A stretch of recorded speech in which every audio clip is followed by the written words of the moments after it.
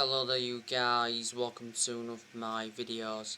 This is your Ole Gunnar Solskjaer press conference reaction ahead of our game against Newcastle tomorrow. Solskjaer confirms that Ronaldo will definitely feature against Newcastle. Cristiano Ronaldo did admit that he'll pressure Solskjaer to start him against Newcastle.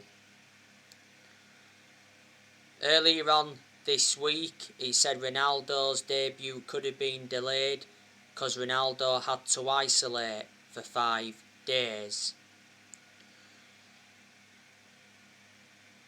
Yesterday, Cristiano Ronaldo was spotted at Old Trafford in leaked photos. And on Wednesday, he arrived at Man United's training ground in his 170,000 Lamborghini.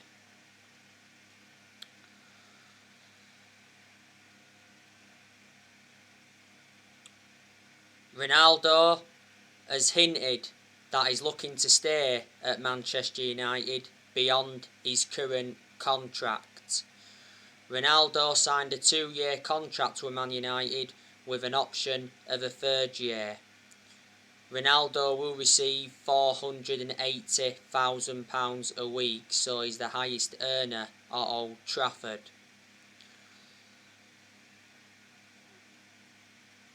Man United agreed a fee of €15 million.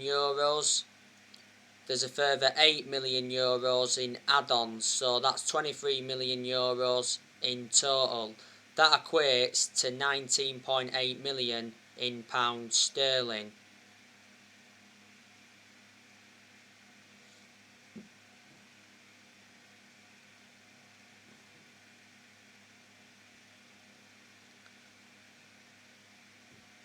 The other week, Ronaldo completed his medical.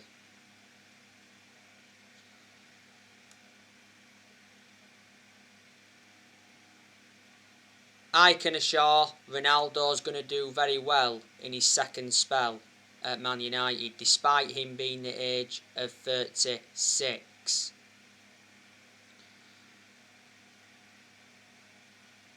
The other week, Ronaldo did say that I'm very happy to be back home after 12 years. And he made it clear to Solskjaer that he's returned to win trophies. Ronaldo told his new Man United teammates that he wants the Premier League this season. The other week, Ronaldo became the all-time international top scorer with 2 late goals against Ireland. Ronaldo is Man United's new number 7. The other week, Ronaldo praised Edinson Cavani's incredible gesture after shirt number swap. Cavani has got the number 21 shirt. But Ronaldo is the greatest player of all time. He's won 32 major trophies in his playing career, including 5 Ballon d'Ors. In Ronaldo's first spell at Man United, he won 3 Premier League titles, he won the Champions League, he won the FA Cup, the FIFA Club World Cup and 2 League Cups, and he scored 118 goals in 292 games in all competitions. In Ronaldo's first spell at Man United, he endured 6 years. When we first got him, we paid 12 million for him from Sporting Lisbon. Sold him in 2009 to Real Madrid for 80 million. So we gained a 68 million profit. He endured 10 years at Real Madrid. Juventus got him in 2018 for 88 million. He endured 3 years at Juventus. His current contract at Juventus was due to expire next year. After the 1-0 win against Wolves before the international break, Ole did confirm that Ronaldo will play as a centre forward. So now I'll give you all the questions Ollie was asked in his press conference, and I'll give you his responses to them questions. So this was the first question. Hello Ollie. Only one place to start. What's it been like having Cristiano Ronaldo in training? So Ollie's response to that was, he's been good. Of course, we followed his career from afar since he left here, and everyone's very happy to have him back. He can speak for himself, but it seems like he's happy to be back as well. The mood has been very good, he's worked well, and we're looking forward to Saturday, of course. So that was his response to that question. This was the second question. He sounds happy to be back and says he's putting you under pressure. Is he ready to start? Ollie's response was, he's been having a good pre-season with Juventus. He's played for the national team. He's had a good week with us here. He'll definitely be on the pitch at some point, that's for sure. That was Ollie's response to that one. This was the next question. Last time you spoke to us, you seemed a bit confused about where Cristiano would end up. How much of a lift can him being there give the rest of the squad?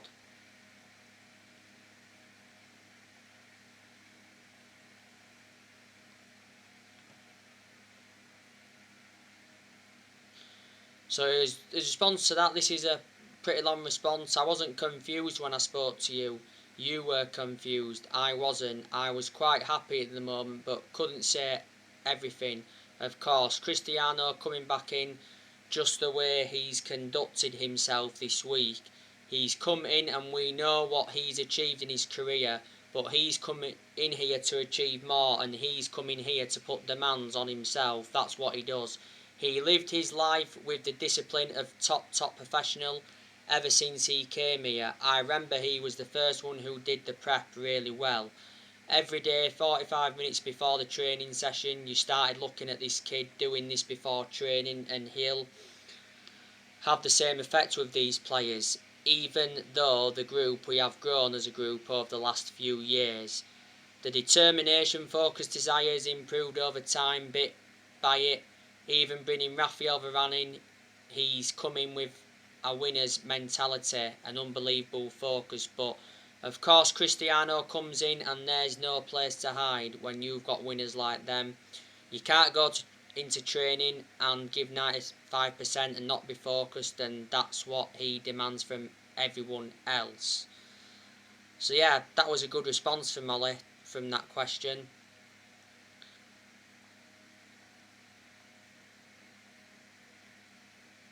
So this was the next question. I'm sure you'll be asked more about Cristiano, but I can ask about Fred, the situation with the Brazilian players, and what your response is.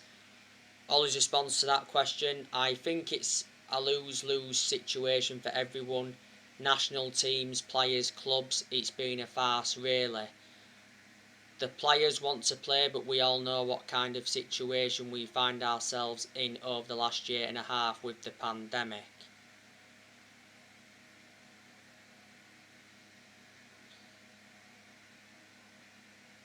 The travel, everyone trying to limit the spread of the virus. Of course, we worked really hard before this to try and find a way. Private jets, there are ways to get them in and out, but all the decisions have gone against the players, that's for sure.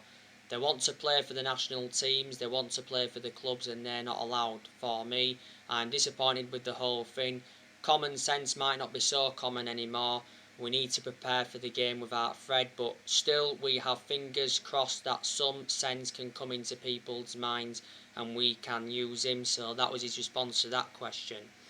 Yeah, you know the news on Fred, he's banned from our next two matches. So it said he won't be playing against Newcastle tomorrow, and he won't be playing against Young Boys in the Champions League next week.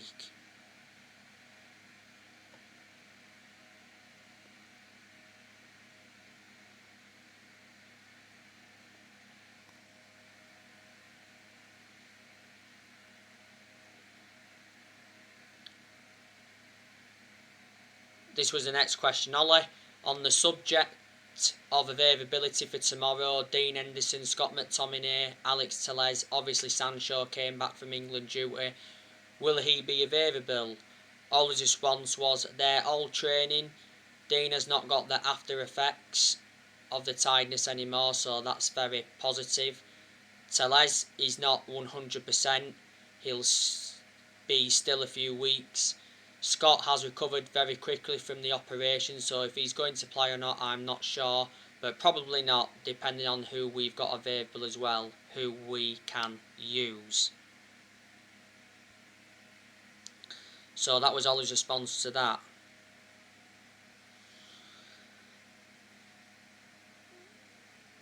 This was the next question. Jaden as well. Ollie's response was, Jaden has come back in with a minor knock, but he's trained in the last couple of days. He's disappointed he couldn't play for England, but determined to be fit and he's available, so that's a positive. Cristiano's trained all week, so he's available. The international break, we didn't get anyone injured. Luke, Harry and Victor played late on Wednesday night, so they've not had a lot of recovery, but they will be available, I think. So that was his response to that one. This was the next question. This is regarding Ronaldo again. I just wanted to ask about Cristiano. Obviously he's returning as a different player to the one that left. How do you see him in your system? Is it fair to say he's the set piece guy now?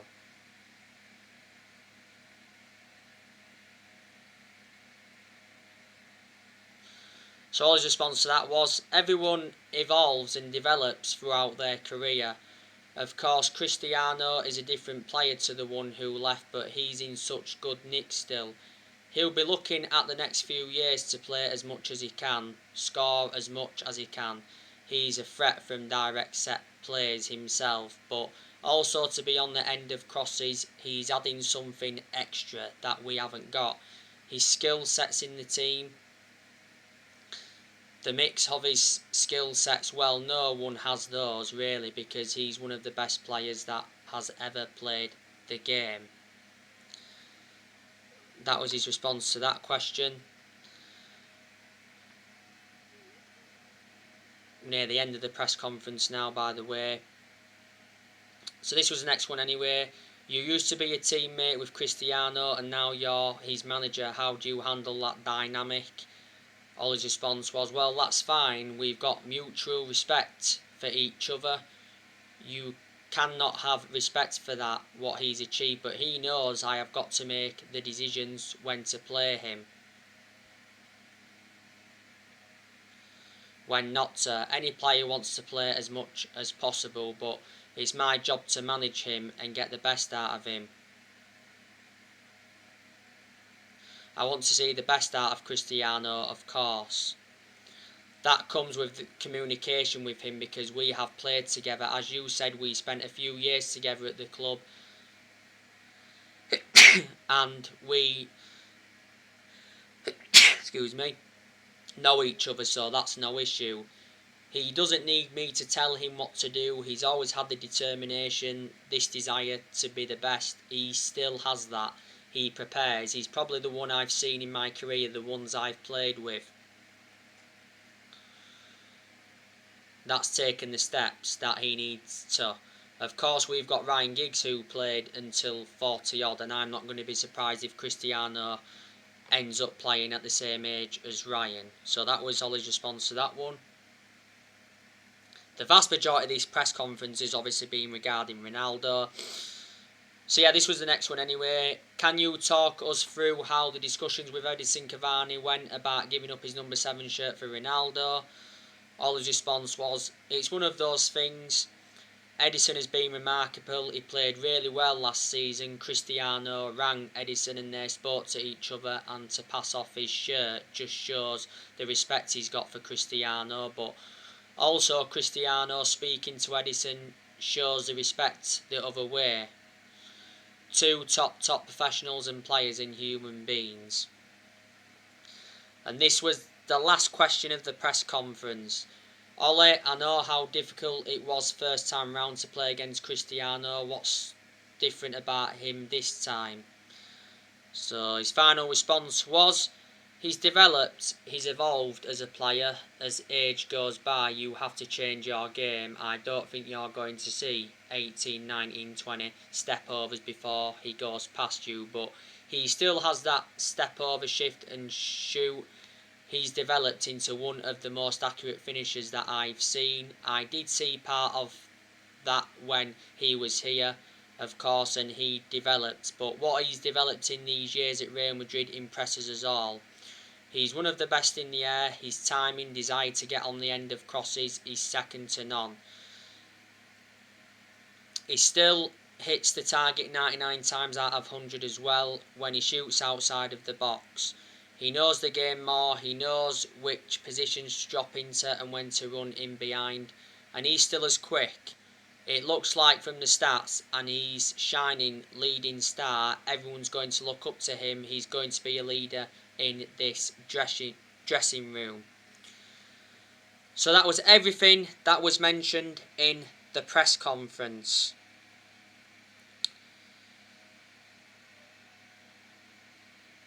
Now, this game against Newcastle is our second home game of this season.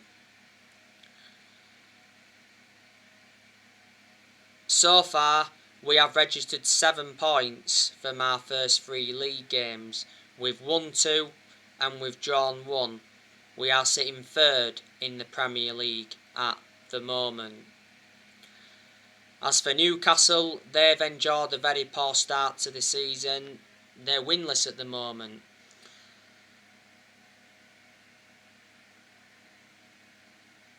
The last time Newcastle beat us at Old Trafford was back in December 2013, 1-0. It was a goal from Cabaye.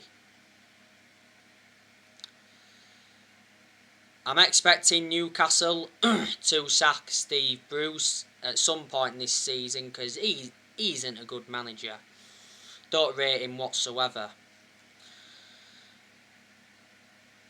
At one point, Newcastle had Rafa Benitez, but Rafa Benitez resigned. And I think a lot of Newcastle fans were disappointed when he resigned, because to be fair, Newcastle were consistent under Rafa Benitez. Newcastle's owner is Mike Ashley. He's been the owner of Newcastle now for 14 years. He bought Newcastle for 135 million back in 2007. At one point, though, there was talks of the Saudi Arabians taking over Newcastle, and obviously there was talks of Mike Ashley selling the club.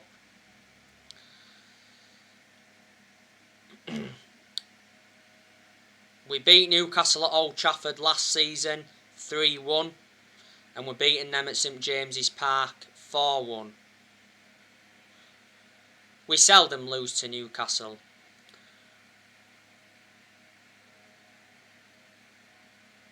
Now, one of Newcastle's key players is Alan Saint-Maximin. I think he will be in contention to play in this game. Newcastle have Joelinton. He's pretty good. They've got Dwight Gale. They've got Callum Wilson. He's actually been out with injury. I think Newcastle got Callum Wilson from, was it Bournemouth?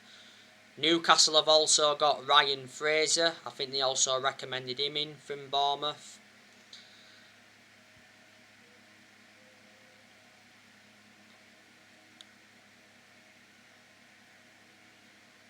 Newcastle have got Sean Longstaff. I think he's a decent midfielder, is Sean Longstaff. They've got Anderson. Anderson has been out with injury. Newcastle have also had Hayden out with injury, and Hayden, I think, is one of their key players. John Joe Shelvey, he's also been out with injury.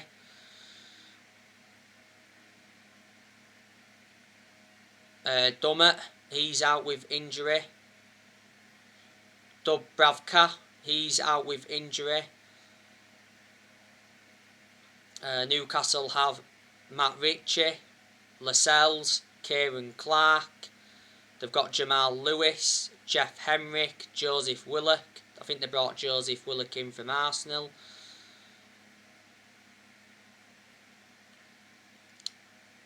Newcastle's first choice goalkeeper is Darlow. He's actually been out with COVID. So they are a lot of Newcastle's players. In the summer transfer window, Newcastle let Kyle Scott go. They loaned Matty Longstaff out to Aberdeen for this season. And was it last year they let Yedlin go?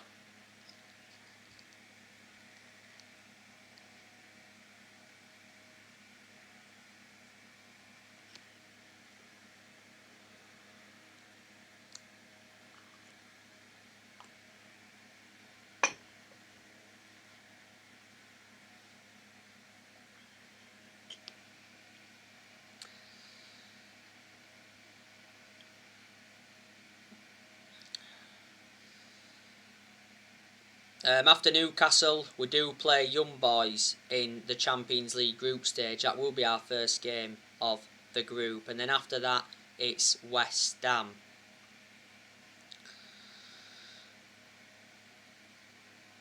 You know the news on the transfers. I've been keeping you up to date on the news regarding Declan Rice from West Ham.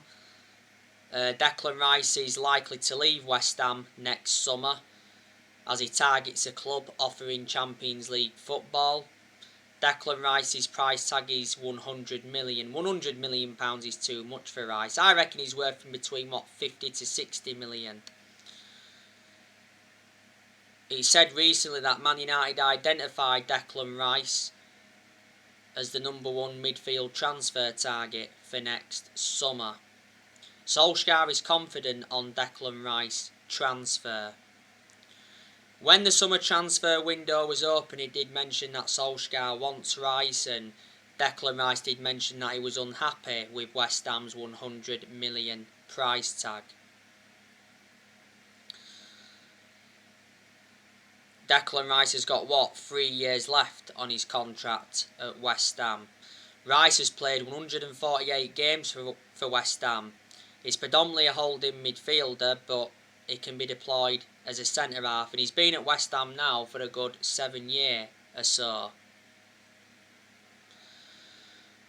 We went in for quite a few midfielders when the summer transfer window was open. We did go in for Sol Niguez. At one point, Sol Niguez to Man United was close.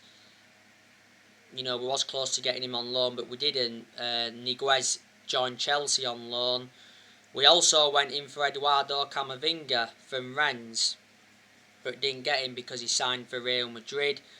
We also went in for Ruben Neves because Fabrizio Romano did mention on deadline day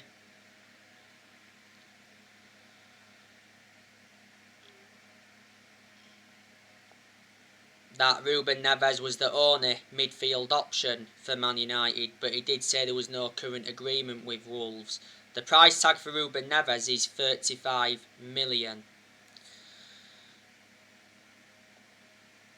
I was disappointed that we didn't sign a midfielder in the summer transfer window. Man United do need a midfielder.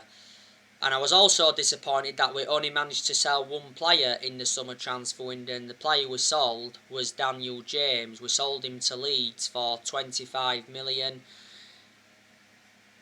He signed a 5-year contract with Leeds and he'll wear the number 20 shirt with Leeds. The reason we offloaded Daniel James is because we re-signed Cristiano Ronaldo. But Daniel James never really got a lot of opportunities when he was at Man United, and at Leeds he'll get a lot more opportunities. We did loan quite a few players out in the summer transfer window, didn't we? We loaned Brandon Williams out to Norwich, we loaned Andres Pereira out to Flamengo, we loaned Ethan Laird out to Swansea, we loaned Axel Tuanzebe out to Aston Villa, we loaned Tahith Chong out to Birmingham, and we loaned Facundo Pellistri out to Alaves. I am expecting Manchester United to sell players, in January, and I think, we'll sell players next summer. So the players I want us to sell next year, I want us to sell Anthony Martial, because he isn't good enough to represent the club. Don't forget, Martial rejected the chance to join Lyon on loan on deadline day. I also want us Offload Juan Mata next year. He'll probably leave at the end of this season when his contract expires. Earlier on this year, Juan Mata signed a 1-year contract extension.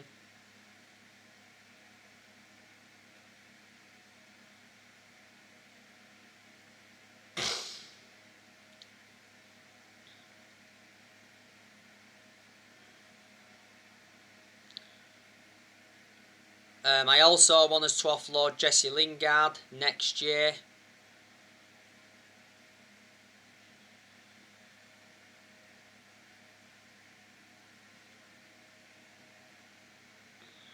I'm disappointed that we didn't sell him in the summer transfer window. I recently gave you the news on Lingard. It said Jesse Lingard rejected a new Man United contract offer over playing time concerns, despite he being in the last year of his deal.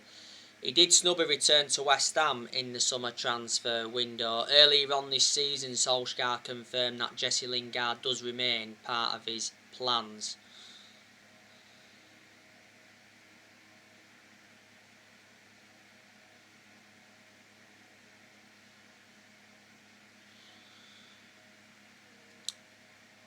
Nemanja Matic, I want us to offload him next year. I also want us to offload Fred, because I've got my reservations about him. I also want us to offload Phil Jones. And I want us to offload Diego Dalot.